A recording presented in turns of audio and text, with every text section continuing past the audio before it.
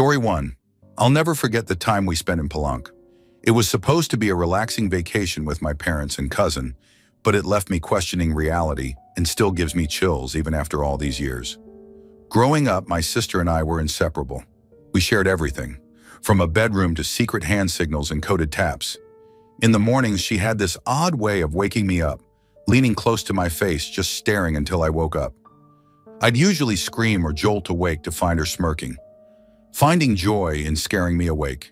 It was her prank, her way of starting the day. I did it back a few times too.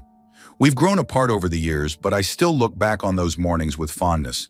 So when we left for Palenque, leaving her at home because of her new job, I thought of those little rituals as memories from the past. We arrived in Palenque, finally finding a hotel close to the ruins. This was deep in the jungle, no cell service, and little contact with the outside world. It was the last night of our trip, and I remember feeling uneasy. The whole atmosphere in that place was eerie. Dark jungle all around, the humid, dense air pressing in, and absolute silence. My mom and dad took one bed, and my cousin and I shared the other. We fell asleep quickly after a long day, and that was when everything started. I woke up around 4 a.m., but it wasn't a gentle awakening. It was like my body knew something was wrong. That strange, uncomfortable feeling of being watched crept over me. The same feeling I'd get when my sister would lean over to wake me. The room was pitch black, but I could feel it. Slowly, I opened my eyes, and there, just inches from my face, was a face. It was blurry, but it was right there, hovering close enough that I could feel the weight of its gaze pressing down on me. Instinct took over, and I screamed. My cousin jolted awake, and my mom turned on the bedside lamp, flooding the room with light. "What's wrong?" she asked, eyes wide and frantic. I sat up, heart racing, trying to make sense of it. I don't know," I stammered. "I thought it was my sister. I don't know." I felt ridiculous even saying it, but the sensation had been too familiar. The face was gone in an instant, but I knew deep down it had felt like her. My mom, a firm believer in the supernatural, went pale. She sat up, clutching her blanket, scanning the room as if something invisible still lingered there. The fear in her face made my blood run cold. "I'm telling you, it was her," I repeated. "It was exactly like when she used to wake me up." The rest of the night, no one slept. I lay there, my mind whirling with memories, and that image of the face seared into my thoughts. It didn't make any sense. My sister was miles away, back home, safe, or so I thought. The next morning, we turned on our phones and were met with dozens of missed calls. My heart sank. My mom dialed my sister's number and waited. When she picked up, her voice was shaky. She'd been in a car accident just after midnight. "It was bad," she said, but somehow, miraculously, she only had minor injuries. The car was wrecked, yet she walked away almost unharmed. I sat there stunned, the events of the night flashing through my mind. That face, it was like she'd come to me, a presence, trying to reach out. Could it really have been her? Could some connection between us have brought her image to me, halfway across the country? My rational mind said it was a dream, a trick of the brain. But deep down, I couldn't shake the feeling that something beyond explanation had happened. That day, as we were packing up to leave, I thought about the last time we had visited Palenque together as kids.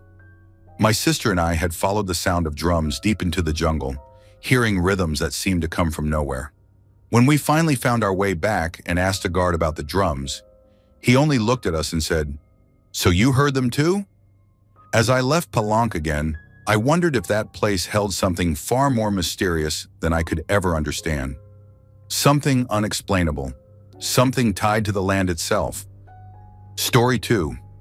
I woke up groggy from what should have been a quick nap, my head still heavy and disoriented from sleep. It was the sound that had woken me, soft at first, but now, fully awake, I could hear it clearly. Sobbing. Somewhere in the house. My first thought was my girlfriend Beth, but I distinctly remembered her saying she'd be gone for an hour or two. She had just been heading out the door when I closed my eyes, telling me she'd be back soon. But the sound was unmistakable. Somewhere in the house, someone was crying. I tried calling out, "Beth?" There was no answer, just that soft, sad sound coming from down the hall. maybe even further. It didn't make sense, but sleep can do strange things to your memory. Maybe she'd forgotten something, or maybe she was back already. I climbed out of bed, the cold air hitting me, pulling me more awake as I made my way through the hallway. The house was still and oddly quiet. The only sound was that soft, heartbreaking sobbing. It wasn't like Beth to cry. Not like this, alone, hiding. I felt my stomach knot up as I passed the living room, the kitchen, heading toward the sound like it was drawing me in. It was coming from downstairs. I hesitated at the top of the spiral staircase, my hand gripping the rail. The crying was definitely coming from the basement, a part of the house we rarely used. We kept it clean and furnished, but hardly went down there except to store things in the closet or on the off chance that guests needed to use the half bath at the bottom of the stairs. But I could hear it, like it was just around the corner. Beth's soft crying, muffled but there, so close it gave me chills. "Beth?" I called again, my voice thin. I felt like I was whispering, though I meant to shout. My voice cracked, echoing down the staircase. The crying stopped. Just like that. 1 second it was there, filling the air with this strange heaviness, and then nothing. The silence that followed felt wrong, heavy, the kind of quiet that presses on your ears, makes you strain for the smallest sound. I forced myself down the stairs, gripping the railing tightly, one step at a time. My heartbeat thudded in my ears, loud and intrusive. The basement was dark, only the dim glow of light seeping in from a tiny half-covered window near the ceiling. Shadows shifted around me, taking strange shapes as I reached the bottom of the stairs. The door to the half bath was closed. I stopped. I couldn't remember ever closing it. Beth and I kept that door open all the time, partly because we never really used it, partly because closed doors in a house have always made me uneasy. But there it was, closed, shut tight, like someone had deliberately closed it. I took a step forward, my eyes glued to the door. It felt like the basement air was growing heavier, almost suffocating. I felt my stomach twist with that instinct you get when you know something isn't right. Something you can't explain, but something about that door, about the silence that had swallowed up the sobbing, made me feel like I was intruding on something wrong. For a moment, I thought about heading back upstairs, just leaving it alone.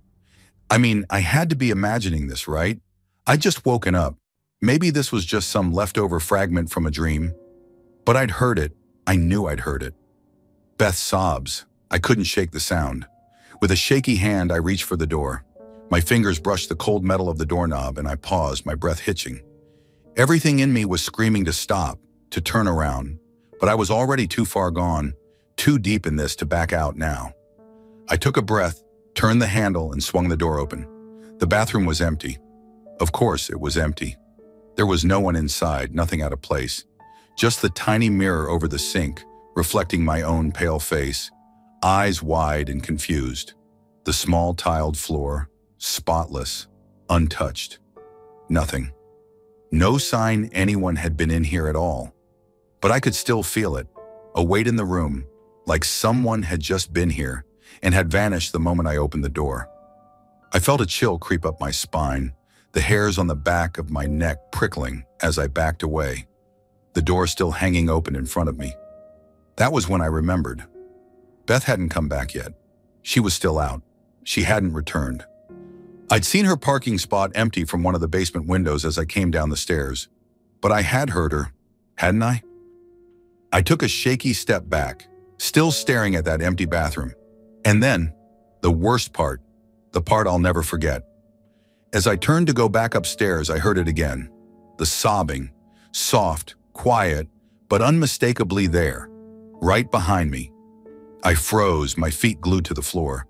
My mind screamed at me to run, to get out of that basement, but I couldn't move. I couldn't breathe. The sobbing was closer now, louder, like whoever, or whatever, was standing right behind me, crying softly, almost in my ear. I forced myself to turn, to look, my heart hammering so hard I thought it would burst. But there was nothing. Just the open bathroom door, swinging slightly, as if it had just been pushed. I backed away, my legs barely holding me up as I turned and bolted up the stairs, taking them two at a time. I didn't stop until I reached the top, slamming the basement door shut behind me and locking it, as if that flimsy lock could keep out whatever I'd just heard. I stumbled into the living room, gasping for air, my mind racing. I tried to calm myself, tried to rationalize what I'd just experienced. Maybe it was a dream, a trick of the mind. I didn't know, but I couldn't shake the sound, that soft, heart-wrenching sobbing echoing in my ears. I sat there in the living room, staring at the basement door, waiting for Beth to come home, too afraid to move, too afraid to close my eyes. Story 3. Here's how it happened. It was the dead of night and I was alone, the first time I'd been back in my grandfather's house since he passed. He lived in a rural area, tucked away in the hills, his place always quiet, except for the sound of the wind in the trees and the occasional distant coyote call. The house felt heavier, like a strange pressure lingering in every corner. I'd brought some of his things back with me, mostly to pack up his belongings, but also, I'll admit, because I was hoping I'd feel him there. My grandfather had been a Basque sheep herder his whole life, deeply rooted in tradition. He never spoke much, but he didn't have to. There was this quiet strength about him. One of his biggest passions was collecting and carving these Basque wooden figures of shepherds. He had dozens of them hanging on the walls, each with a unique, weathered expression. Some he'd carved himself. When he passed, he left them to me, and they were the one part of him I'd always carry. That night I was in the kitchen, going over some of his things, trying to feel something. The carvings were all where they should have been, fixed to the walls like they always were. I remember looking at one in particular. It had this deeply wrinkled face, a twisted smile that always struck me as unsettling. I think it was his favorite. Suddenly there was this loud crash. I froze, my heart pounding in my chest. It wasn't just a clatter. It was the sound of something solid hitting the floor, like a deliberate slap. I looked around and found nothing out of place, but my eyes kept drifting to the hallway that led to the living room. I felt this strange pull, like something was calling me. My footsteps echoed in the silence as I followed that tug into the next room. The air felt colder, heavier, and then I saw it. A wooden carving of a shepherd, face down on the kitchen floor, far from the wall where it had hung. I picked it up, running my fingers over the worn wood, trying to understand. But as soon as I turned it over in my hand, a second crash erupted from the hallway. I whipped around, my breath stuck in my throat. Another carving, one from the other side of the house, was lying in the exact same spot on the floor, as if it had slid right to the feet of the first one. This one had come from my grandfather's bedroom, clear on the other side of the house. It was impossible.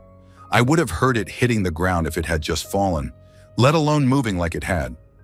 I backed up, my pulse racing, the carvings in my hands feeling heavier, almost alive.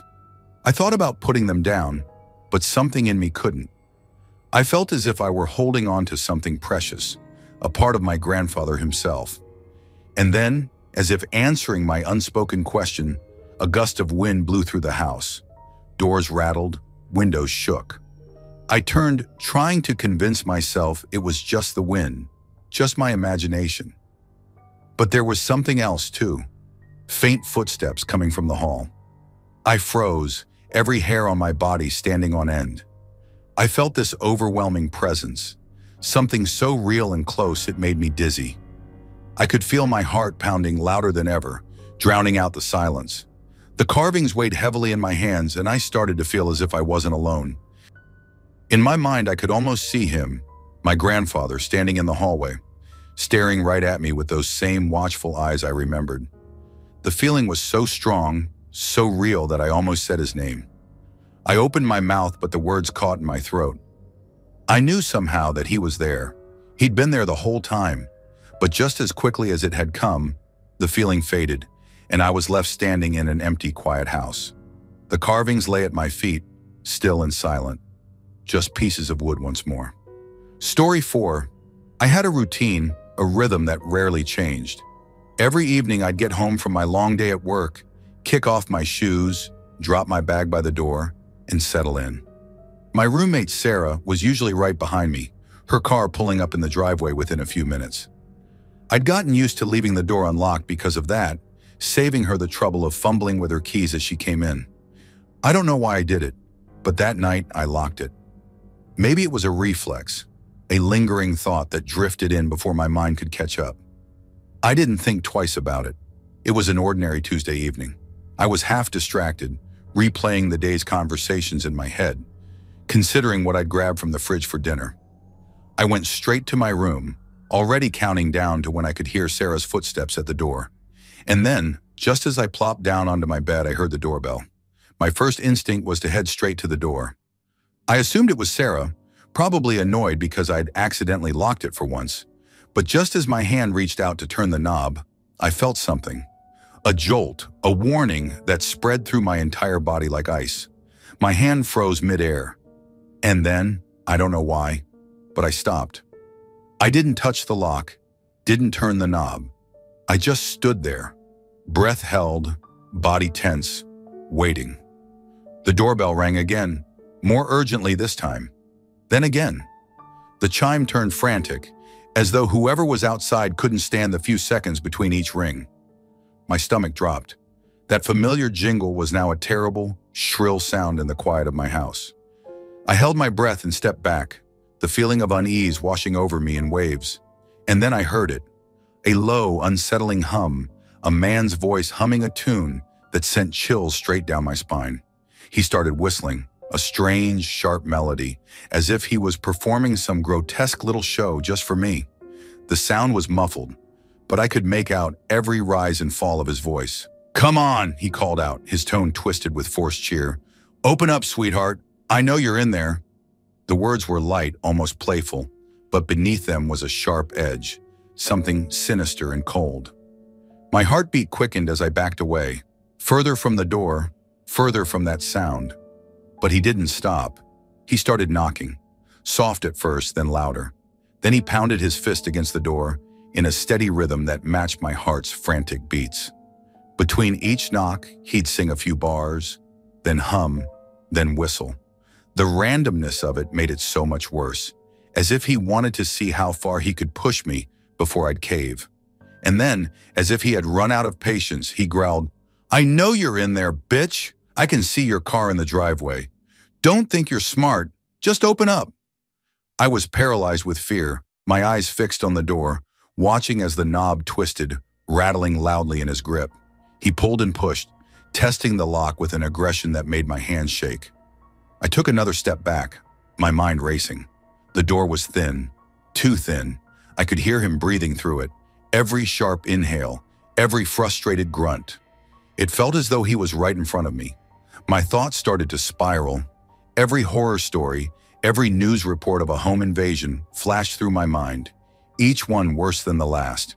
My breath hitched as I fought to stay silent, praying he wouldn't hear the slight rustle of my feet against the floor.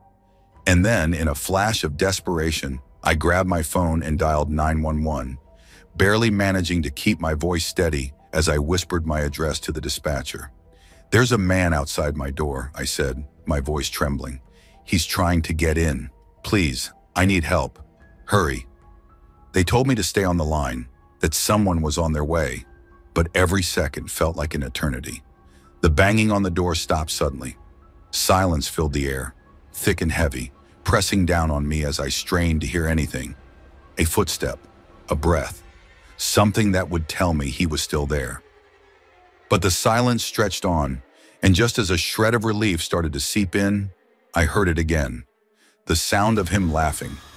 It was low, guttural, mocking, like he knew exactly how terrified I was. "Maybe next time, sweetheart," he called out, his voice dripping with menace. I heard his footsteps recede down the driveway, and only then did I collapse to the floor, every ounce of strength leaving my body as I gasped for breath. The police arrived soon after, but by then, he was gone. They took my statement, asked about the car in the driveway, whether anyone else had been home. I nodded numbly, too shaken to process their words. A few days later, I learned that he'd been making his rounds through the neighborhood, terrorizing other women, pounding on their doors, making his presence known. But somehow that night, he'd picked my house, zeroed in on me. After that night, I stopped leaving the door unlocked. Story 5. I've never been much of a storyteller, but there's one night that sticks with me so hard that I can barely sleep sometimes. I live in Austin, Texas, but one weekend I decided to take my girlfriend to Waco. Don't ask me why, because that's a weird place for a weekend, I know. Waco has its own vibe, let's put it that way. But we figured it'd be fun to do something off the grid, a little adventure. We stayed out late, walking around, laughing about random things, and totally lost track of time. It was past midnight by the time we started heading back to the car. As soon as we got in, I noticed something eerie. The streets were completely deserted. Not a single car, no people, nothing. Waco isn't exactly New York City, but a total lack of life was unsettling. I thought maybe we were just in a quiet part of town, so I shrugged it off and started driving. GPS wasn't picking up properly, so I just kept turning, trying to get a feel for where the highway was. My girlfriend was beside me, unusually silent, and I could feel her tension building up in the dark, quiet car. We were in that strange, unlit part of town, where it felt like civilization had just packed up and left. Then as I made a turn, I noticed someone standing on a corner, staring right at us. It was just one person, a man in a coat, watching as if he was expecting us. I felt a shiver crawl up my back, but I brushed it off as just nerves. After all, it was late, we were lost, and random things started feeling creepy in situations like this. I took another turn, not really knowing if it was right or not. The silence in the car was so thick it was stifling. And then, just as I started doubting my sense of direction entirely, I heard a voice. A calm, friendly male voice, clear as day, coming from right behind me.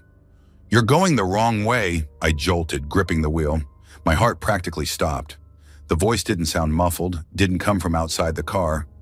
It was like someone was sitting in the back seat, but there was no one back there, just me and my girlfriend. I quickly glanced at her, expecting her to maybe laugh, or roll her eyes or say she just heard it too, but she was pale, looking straight ahead. Her hands were gripping the seatbelt like she was hanging on for dear life. My gut twisted. I asked, "Did you hear that?" She nodded, her face completely drained of color. I could tell she didn't want to talk about it, so I didn't push. But I did notice I'd turned the wrong way onto a one-way street, so still shaken, I did a U-turn and drove the other way. The air was so heavy, like something was pressing down on us. Every street light flickered as we passed, and I felt a chill crawling over my skin. I could barely think straight, and all I could do was follow the road. A few minutes later, as if by some invisible guidance, we ended up back on a main road that led us directly to the highway. I didn't say a word.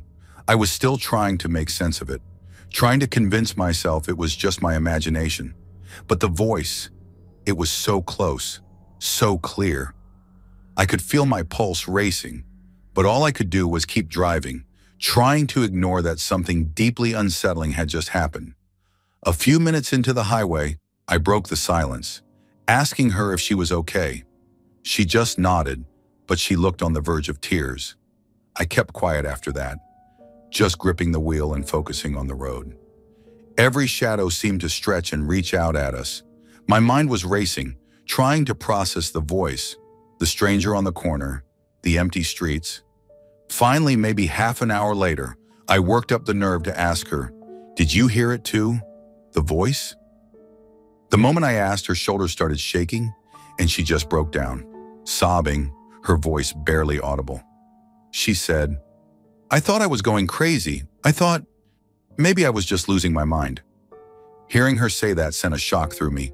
She'd been just as terrified as I was, but neither of us wanted to admit it. She told me she'd been feeling an overwhelming sense of dread, like something was wrong with that part of town, that it was like walking through a nightmare. And the voice, she said it sounded right next to her, like someone leaning close, not a whisper, but friendly, almost helpful. After that, we just sat in silence, the highway stretching on, headlights cutting through the darkness.